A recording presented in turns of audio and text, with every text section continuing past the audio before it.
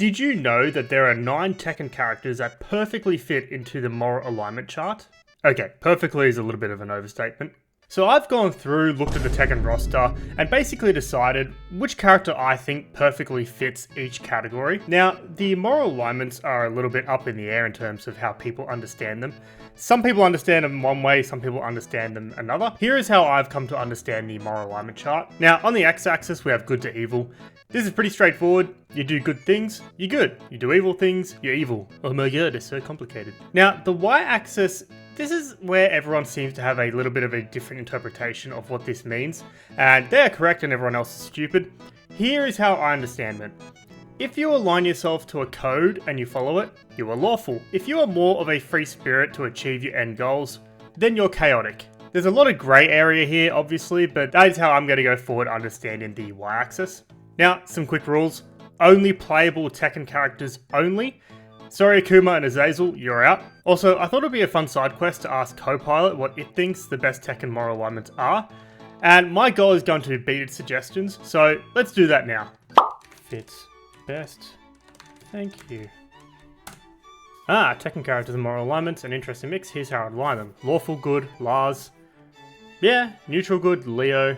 Always acts out of kindness and justice. Maybe. Chaotic good, Hwoarang. A rebel with a cause. Yeah, I guess. Yeah, he's good, and I mean he left the army, so I guess that's lawful neutral. Feng. I don't know about that one, Chief. True neutral, Julia. Balances their actions between the environment and fight. Neutrality. I guess. Yeah. Yeah, pretty good. Chaotic neutral, Yoshimitsu, Senju Warrior, evil. Chaotic neutral. He's more good though. Okay, moving on. Lawful evil, Heihachi. Definitely justified. Neutral evil, Nina. Nah, that one's not right. That one can go. Chaotic evil, Kazuya. It's actually not bad. Nice job, Copilot. Alright, well, onto my list. Let's start with the good alignment. Lawful good. Now, for this one, I've put Lars. So Lars is the type of guy that even though he was a high-ranking Tekken officer, he still regularly fought on the front lines with his subordinates, earning him their respect. Now, his squad respected him so much that when Lars began to harbour doubts about how justified the Tekken Force's actions were, and he eventually left to combat the Mishima Zaibatsu, they joined him. Now, Lars has a strong sense of justice, and when he believed the Mishima Zaibatsu no longer aligned with what he believed to be right, he bounced. It's also noted that he's pretty serious and level-headed, choosing practicality over sentimentality. He'll stick to a code, and he's good, so I believe Lars is a perfect fit for lawful good. Next, we move on to neutral good, and for this, I've put Yoshimitsu. Yoshimitsu is a Robin Hood type character. He steals from people who profit from dishonest activities, and he gives those to the poor. The role of himself and the Manji clan is to do good and help the innocent.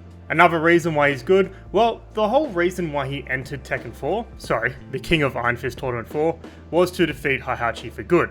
The reason why he isn't lawful good is that he wields a possessed sword, the Cursed Blade Yoshimitsu, a demon-slaying weapon that thirsts for blood and drives its wielder to state its hunger. To balance this out, Yoshimitsu does this by cutting down wicked people. He also entered the first King of Iron Fist tournament to act as a decoy while his subordinates stole the event's operating funds. If this was successful, I'm not really too sure, but in the end, he is a good character that does bad things to people that probably deserve it and benefits the innocent, the weak, the people in need. So he's not quite lawful, I don't think he's quite chaotic, so that puts him right as a neutral good character.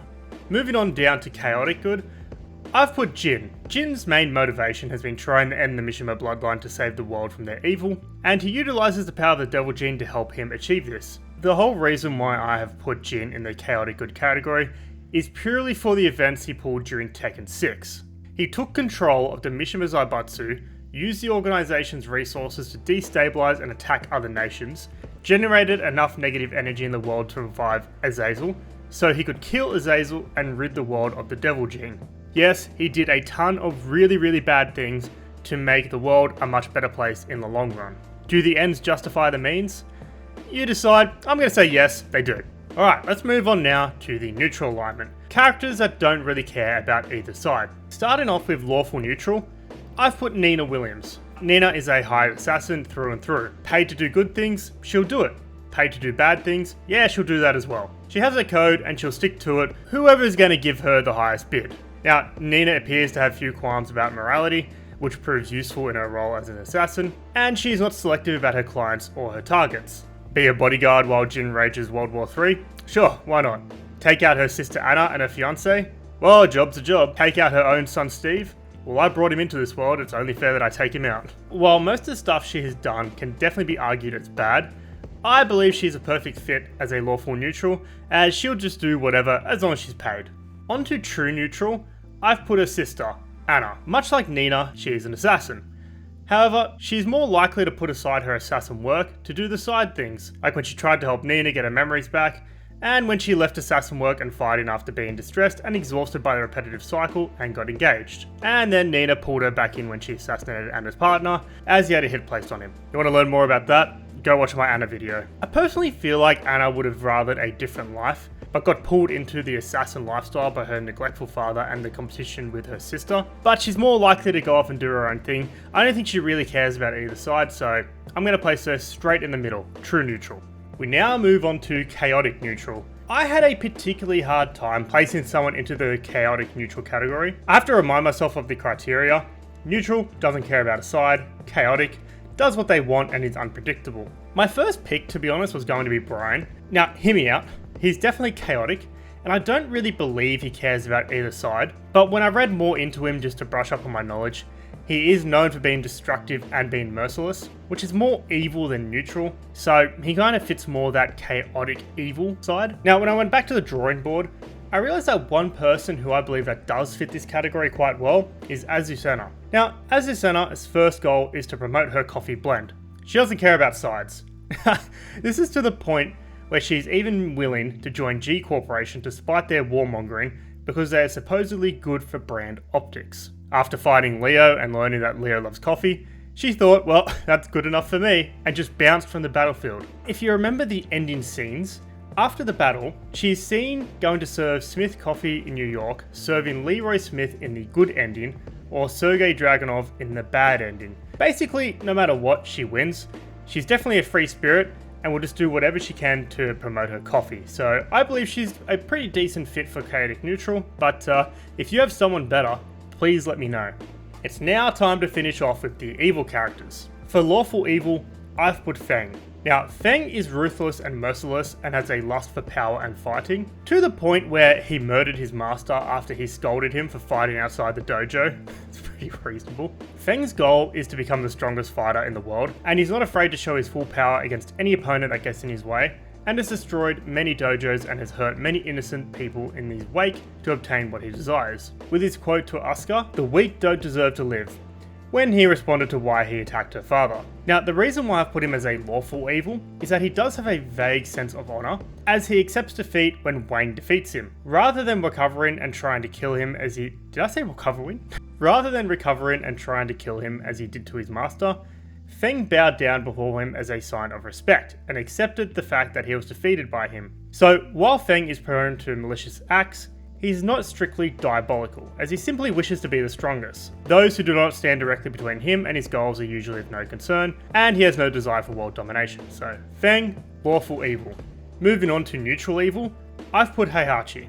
Now, Heihachi I feel fits perfectly in between lawful and chaotic.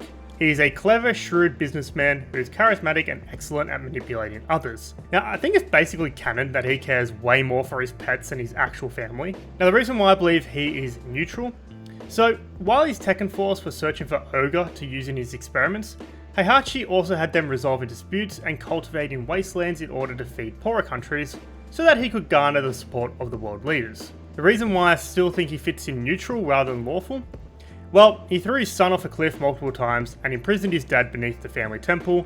That seems pretty chaotic to me. Heihachi is exceptionally good at presenting himself well to the public at large and building the Zaibatsu's public image into a face that hides its dark operations. He's a very good businessman, a somewhat honourable fighter, and a pretty chaotic dude as well, so he fits pretty well as neutral. Moving on to the final moral alignment, we have chaotic evil. And for this one, I've put Kazuya. I don't feel this one needs any explaining, so video done. See ya. Alright, fine. So, while some sources suggest that Kazuya was frail and timid as a boy, and was the victim of years of abuse at the hands of Heihachi, he grew up to be quite the tyrant. Kazuya is driven by his need for control, power, and revenge against his father, and after initially appearing to be a sympathetic protagonist in Tekken, from Tekken 2 onwards, he's shown that his everything comes second to his plans for complete control and power. He is cold, cruel, laughs at others' misfortune, talks down to them, and in the course for his quest for complete domination, he has amassed a large number of enemies. He literally started the King of Iron Fist Tournament 8, wherein the losers and their country of origin would be destroyed. He feels no remorse for those he has harmed in his path towards control, and makes no effort to embrace a positive change.